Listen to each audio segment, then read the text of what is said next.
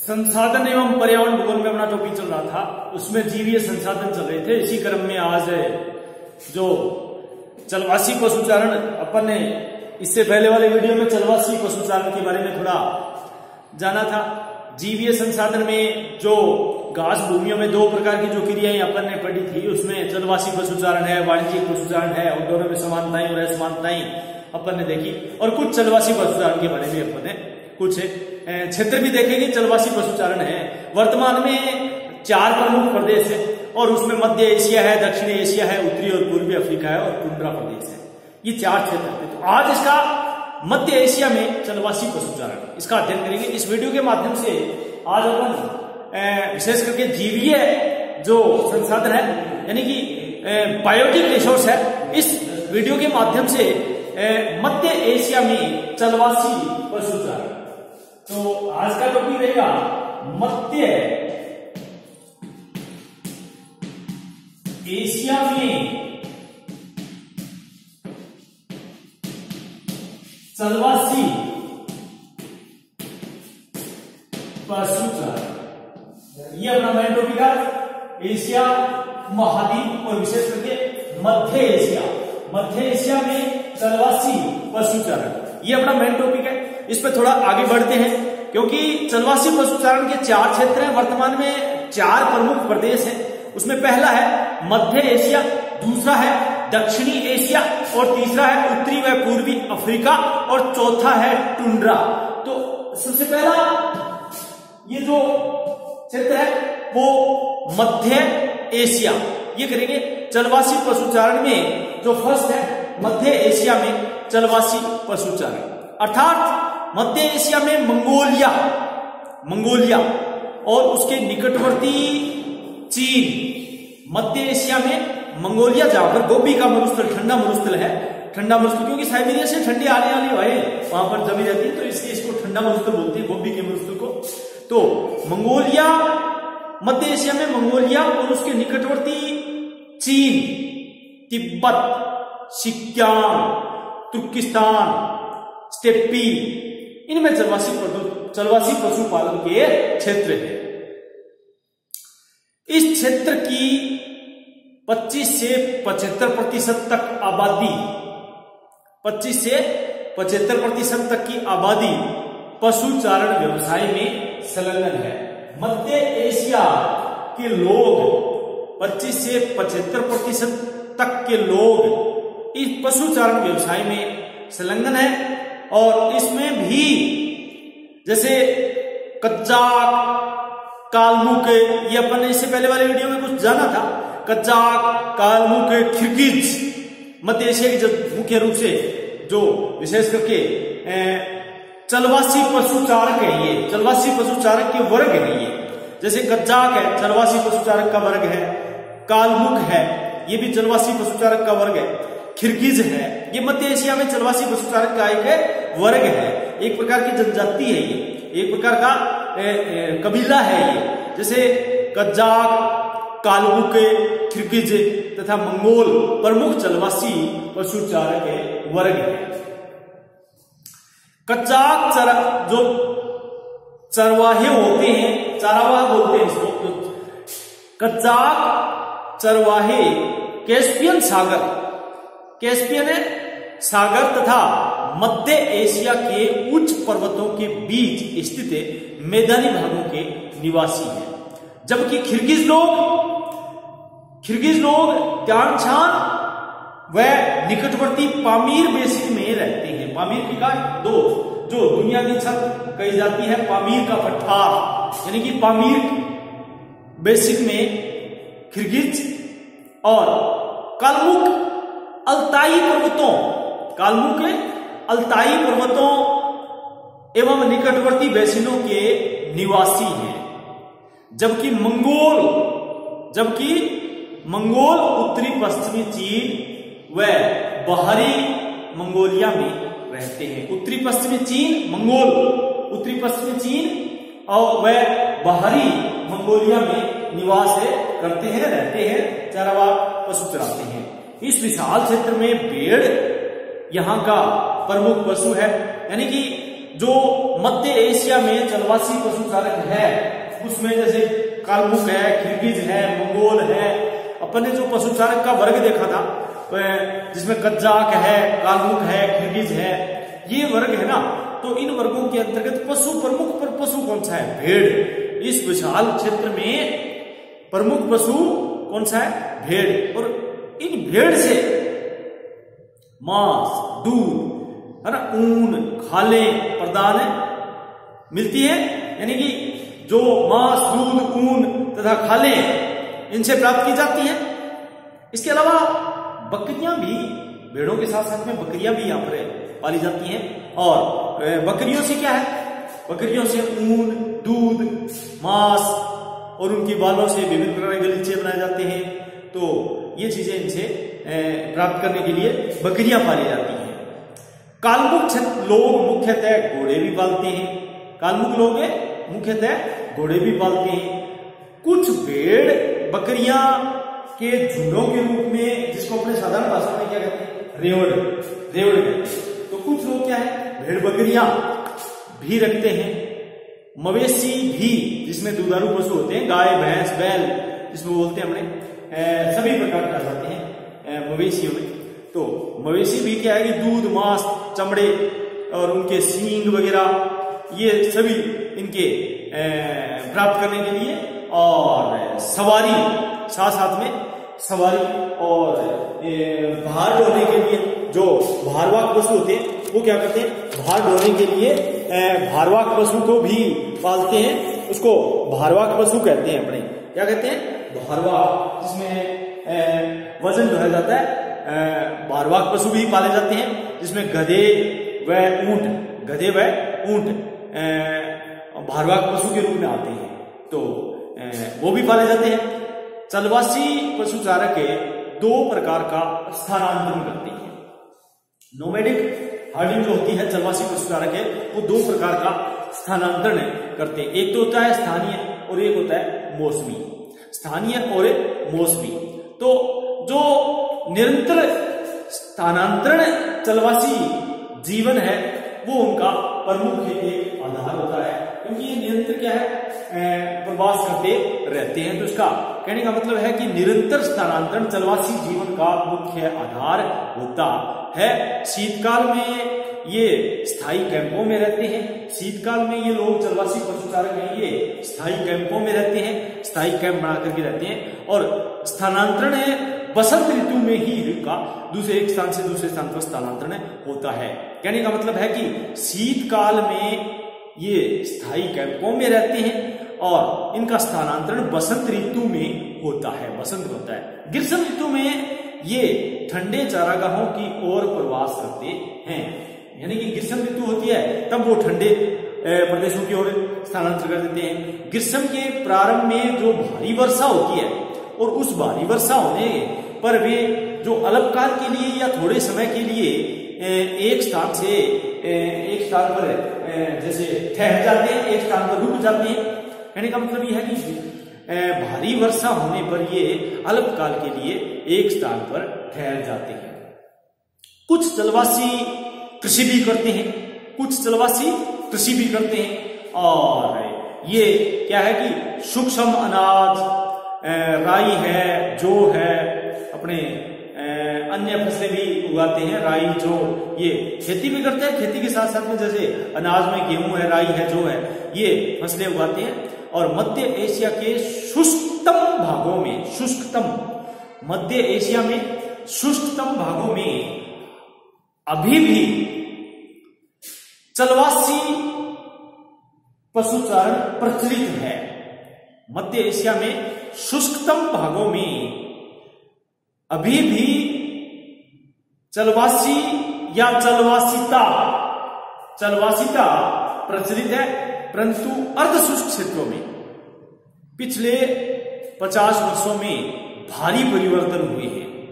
Steppes में रूसी सरकार ने, रूस का जो स्टेपी का मैदान है, स्टेपी का घास का मैदान है, प्रेरीज अमेरिका में है, उत्तरी अमेरिका में, और स्टेपीज अपने रूस में है, और विशेष करके साइबेरिया में जो रूस का घास का मैदान है उसको स्टेपीज कहा जाता है। तो ये मध्य एशिया का जो घास का मैदान है उसको स्टेपीज के नाम से जाना जाता है। और स्टेपीज में जो रूस की सरकार है उन्होंने जलवासी पशुचारण के स्थान पर अब यांत्रिक कृषि शुरू कर दी है। और 1950 के दशक में पशुचारकों के सामूहिक फार्म स्थापित किए गए हैं और उसके उद्योग भी स्थापित किए गए हैं, जैसे चमड़ा, ऊन उद्योग, ये सभी क्या है यहाँ पर स्थापित की गई हैं।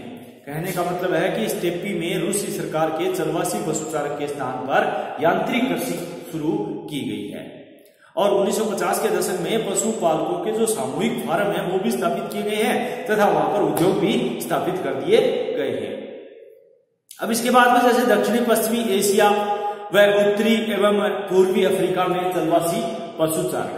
दक्षिणी पश्चिमी एशिया यानी अभी तक तो अपने मध्य एशिया देखा था, तो इसके बाद में जो ये तो था अपना पहला और दूसरा पार्ट आता है दक्षिणी पश्चिमी एशिया, यानी कि दक्षिणी पश्चिमी एशिया ये एशिया की भाग है, यानी इसको दक्षिणी पश्चिमी समझना तो दक्षिणी पश्चिमी एशिया व उत्तरी एवं पूर्वी अफ्रीका व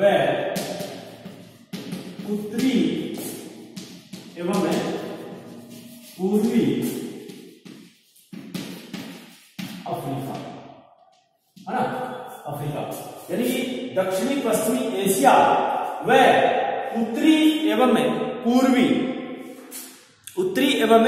पूर्वी अफ्रीका में चलवासी पशुचारण में चलवासी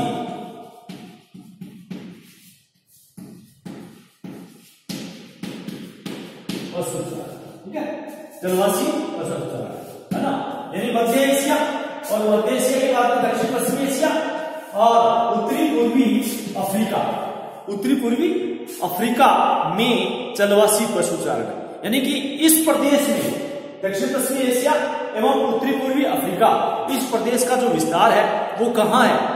सबसे पहले दक्षिण पश्चिमी एशिया लेते हैं। दक्षिण पश्चिमी एशिया यानी कहने का मतलब है अफगानिस्तान, ईरान, इराक, अरब, जो अपने बोलते हैं ना टर्की, और टर्की में अन्नातोलिया यानी कि अन्नातोलिया, सहारा, ये जो उत्तरी एवं पूर्वी अफ्रीका में सहारा मरुस्थल है ना, गर्म मरुस्थल है, तो ये क्षेत्र है।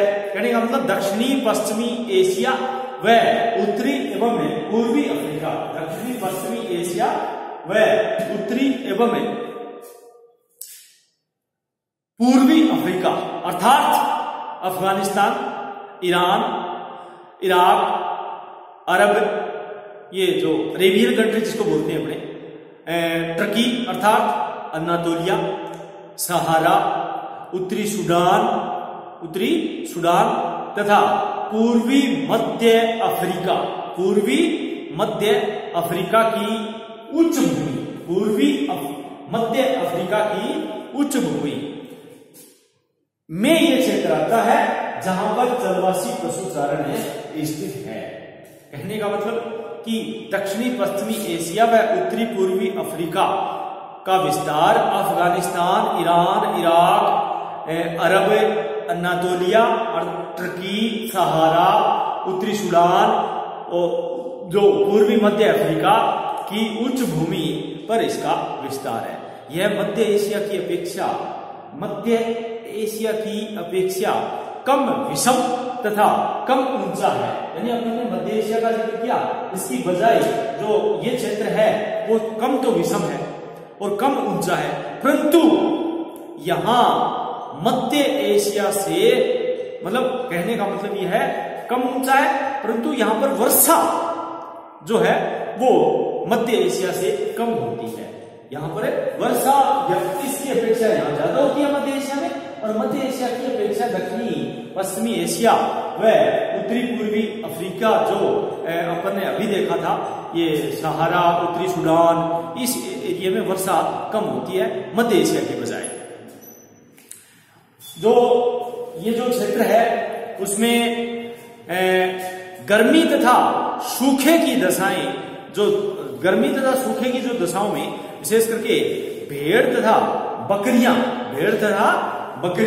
यहाँ पर विशेषतः एक अनुकूलित वातावरण के अंतर्गत पाली जाती हैं।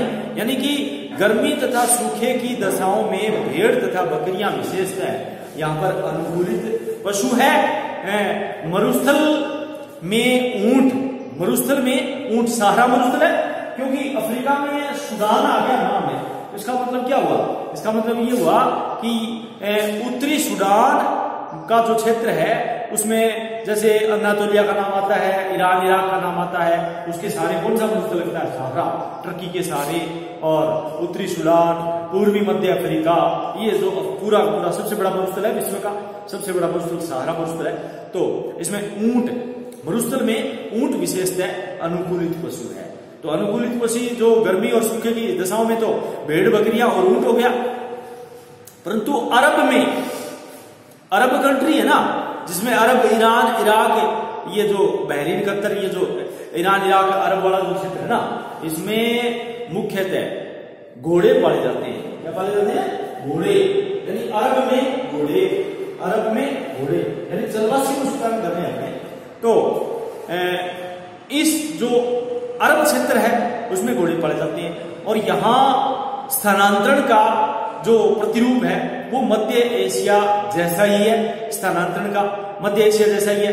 ईरान व अफगानिस्तान के पठार के जो जलवासी पशुचारक हैं वो ग्रीष्म काल में पर्वतों पर रहते हैं तथा शीतकाल में निचली घाटियों में आकर के उतर जाते हैं। निचली घाटियों में आकर के उतर करके आ जाते हैं, जिससे विशेष करके इन लोगों का जो ग्रीष्म ऋतु में उच्च भागों में उत्तरी अफ्रीका में जो आदिम जातियां, उत्तरी अफ्रीका में विशेष करके जो आदिम जातियां होती हैं उसमें शीतकाल में जैसे विशेष करके कहने का मतलब ये है कि ग्रीष्म में दक्षिण की ओर एटलस पर्वत है, एटलस पर्वतों या मरुस्थलों में निवास करती है। ये जो जनजाति है जैसे ईरान, अफगानिस्तान के पठार में चलवासी पशुचारक हैं वो ग्रीष्म काल में पर्वतों पर रहते हैं और शीतकाल में निचली घाटियों पर आकर के, और अरब में चलवासी चरावाह अपने पशु के झुंडों को शीतकाल में अरब मरुस्थल की सीमा पर चराते हैं तथा ग्रीष्म ऋतु में उच्च भागों में।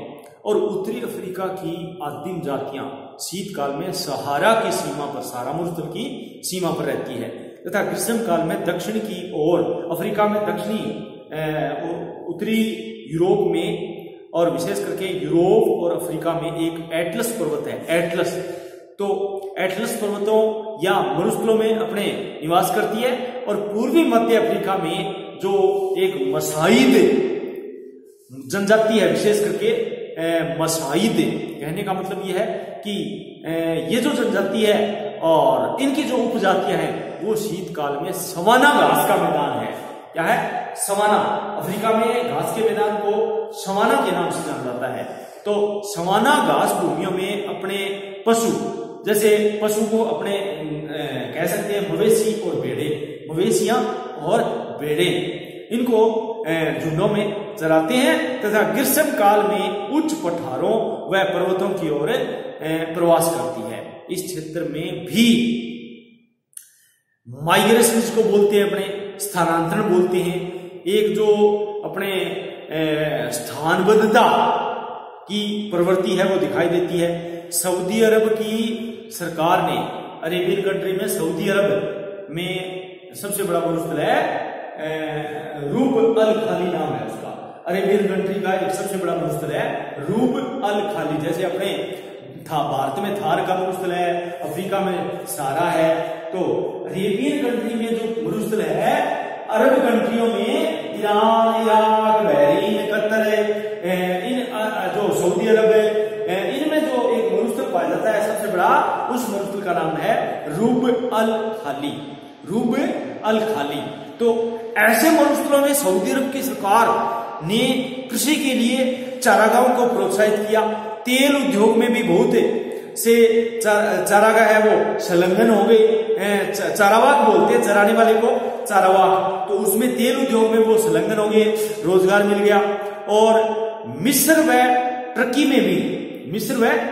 में भी सरकारों ने इसी प्रकार के प्रवास किए हैं। जैसे उत्तरी अफ्रीका में एक भूमध्य सागरीय तट पर मोरक्को देश है। कौन सा? मोरक्को। तो मोरक्को है, इनके साथ में एक अल्जीरिया है, अपने ट्यूनीशिया है। ये इनके जो जलवासी पशुचारक हैं, उन्होंने स्वेच्छा से, अपनी इच्छा से स्थानबद्ध कृषि का अपना लिया है, स्थायी कृषि अपना लिया है। कहने का मतलब वहां पर वो साथ साथ में स्थायी कृषि भी करने लग गई हैं।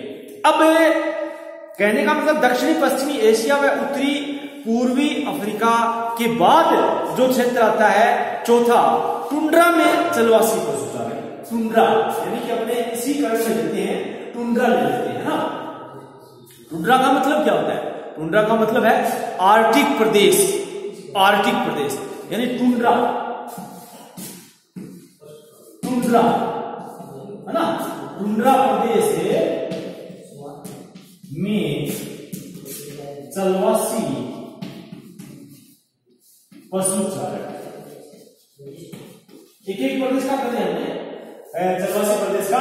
तो टुंड्रा अर्थात आर्कटिक, ये जो जमा हुआ महाद्वीप है पूर्ण रूप से, जो अपने यूं समझिएगा कि उत्तरी कनाडा, उत्तरी ग्रीनलैंड, उत्तरी साइबेरिया, उत्तरी यूरोप, अर्थात जो आर्कटिक प्रदेश में टुंड्रा लाखों वर्ग किलोमीटर क्षेत्र में विस्तृत है।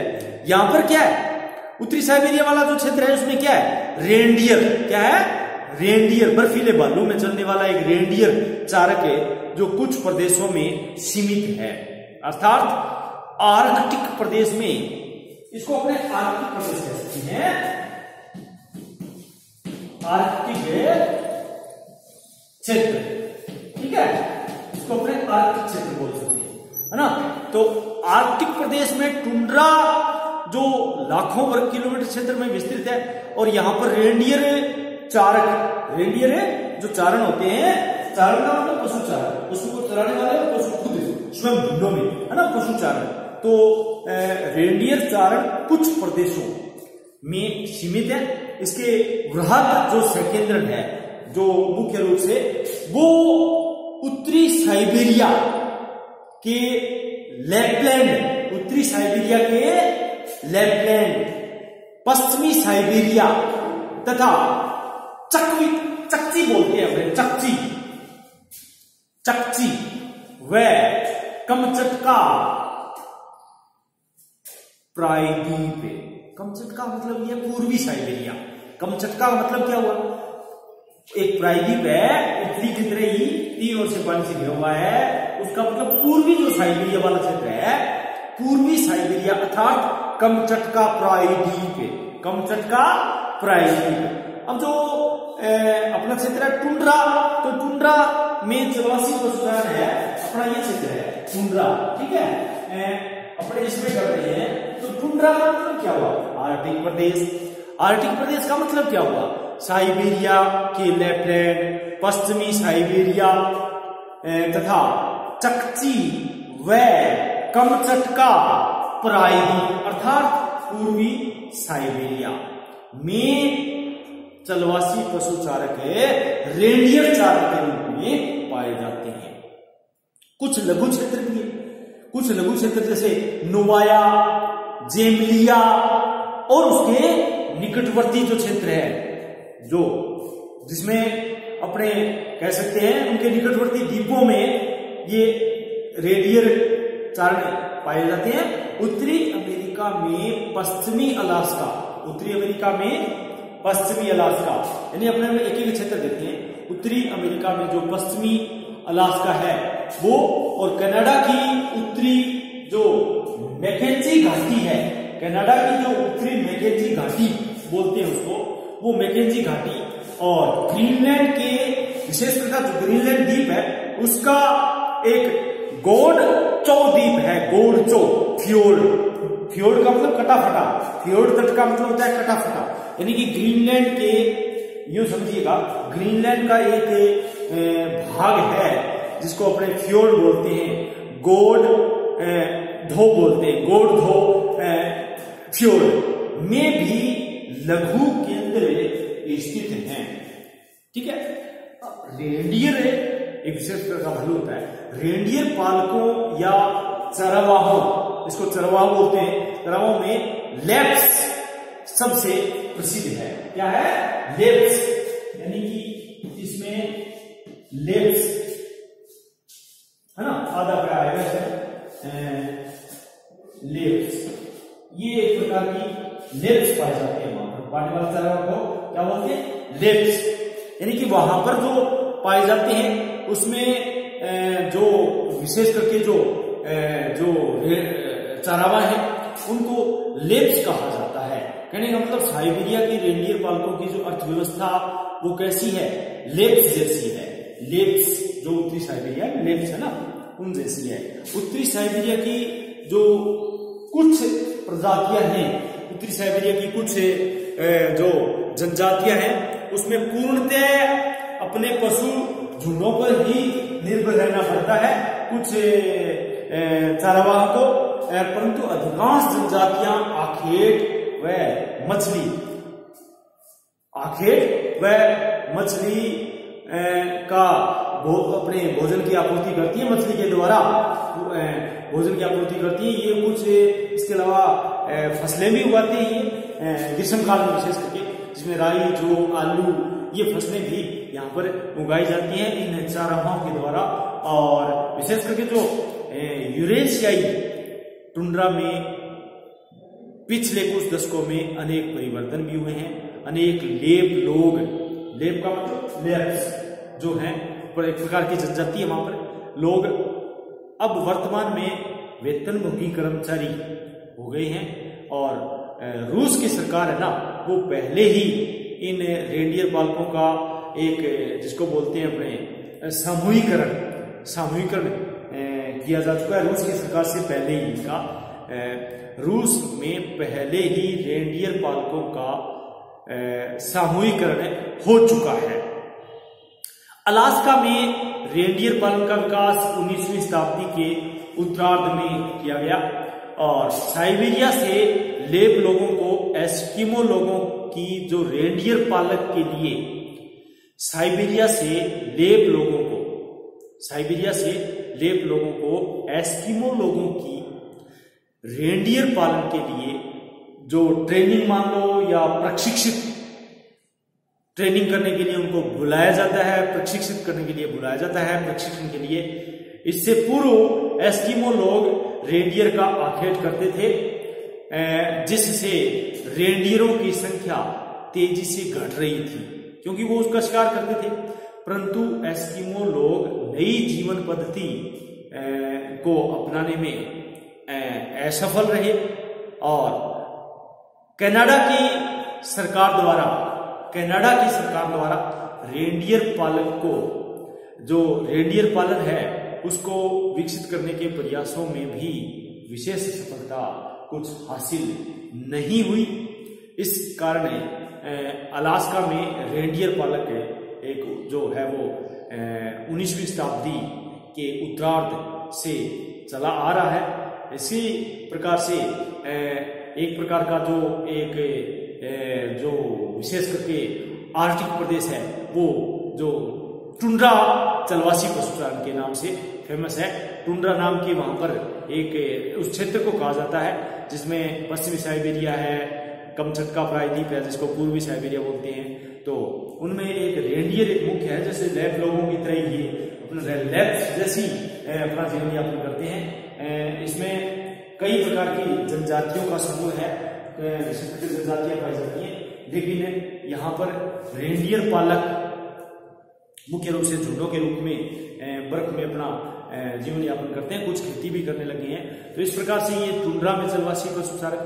और अब अगला जो आता है वो वाणिज्य पशुचारक। अगला कौन सा है? वाणिज्य के पशुचारक। यानी कि अपन ने ये तो देख लिया, इसके बाद में अपना आता है वाणिज्य, यानी कॉमर्शियल बोलते हैं इसको, व्यापारिक बोलते हैं। उष्ण कटिबंधीय तथा शीतोष्ण कटिबंधीय घास भूमियों में, विशेष करके उष्ण और शीतोष्ण कटिबंधीय घास भूमियों में जो पशुचारण है वो है व्यापारिक। कौन सा है? व्यापारिक। उष्णकटिबंधीय घास की भूमियों में जो वाणिज्य पशुचारक है वो अफ्रीका और उत्तरी ऑस्ट्रेलिया में जैसे सवाना है, दक्षिणी अमेरिका में लानोज है, कैंपोज है। लानोज, कैंपोज दक्षिणी अमेरिका, लैटिन अमेरिका बोलते हैं। और उत्तरी ऑस्ट्रेलिया में सवाना के नाम से घास उष्णकटिबंधीय घास का ये घास का प्रकार है, घास के मैदानों के नाम है ये। अफ्रीका और ऑस्ट्रेलिया में सवाना कहते हैं ऐसे उष्णकटिबंधीय घास भूमियों को। और दक्षिण अमेरिका में इसको लानोज यानी वेनेजुएला में लानोज कहा जाता है, अर्जेंटीना में इसको जैसे कैंपोज, ब्राजील में कैंपोज। ये घास भूमियां हैं, उष्णकटिबंधीय घास भूमियां हैं। और निम्न से मध्यम यहाँ पर जो एक प्रकार की वर्षा होती है जिसमें ऊंची और मोटी, ऊंची और ऊंचाई 6 से 7 मीटर होती है और मोटी प्रकार की घास होती है जो बीच बीच में मुख्य रूप से बढ़ती जाती है। और विशेष करके जो घास है वो बीच बीच में कुछ बिखरे हुए वृक्षों के रूप में भी यहाँ पर मिलते हैं। बीच बीच में बिखरे हुए वृक्ष भी यहाँ पर पाए जाते हैं। नदियों के किनारे वृक्षों की कतारें पाई जाती हैं। और अर्ध सीमांत की ओर सवाना वनों में तथा शुष्क सीमांतों की ओर कंटीले मरुस्थले वनस्पतियों में विलीन होते रहते हैं। इस प्रकार से अफ्रीका में जो सवाना दीर्घकाल से आदिवासियों के द्वारा पशुचारण के लिए विशेष करके पशुचारण के लिए जो प्रयुक्त होते रहे। और वे अपनी समस्त आवश्यकताओं की पूर्ति है वो पशुओं में ही करते हैं। मवेशी उनका प्रमुख पशु है। विभिन्न प्रकार की जो जनजातियां उसमें भेड़ पाल, बकरियां और सुअर, मुर्गियां ये पालते हैं। वाणिज्यिक दृष्टि से अफ्रीका के सवाना में मवेशी पालन एक व्यवसाय महत्वपूर्ण रूप से नहीं है। यहाँ पर जो एक आदिम जातियां ही जो भारवाहक है तथा मांस व अन्य पदार्थों की मवेशियां पालती हैं। इन पशुओं का बाजार स्थानीय है और पशुचारण वैज्ञानिक विधि से नहीं होता है। तो आज के वीडियो में अपन कुछ इतना ही कर पाएंगे। और इससे आगे वाले वीडियो में जैसे अपन लानोज है, कैंपोज है, ग्रान चाको है, ब्राजील में जैसे कंपोज कहा जाता है वो घास के मैदानों का, इसमें शीतोष्ण कटिबंधीय घास भूमियों में वाणिज्य कृषि के बारे में अध्ययन करेंगे। तो आज के वीडियो में इतना ही। धन्यवाद। जय भारत, जय हिंद।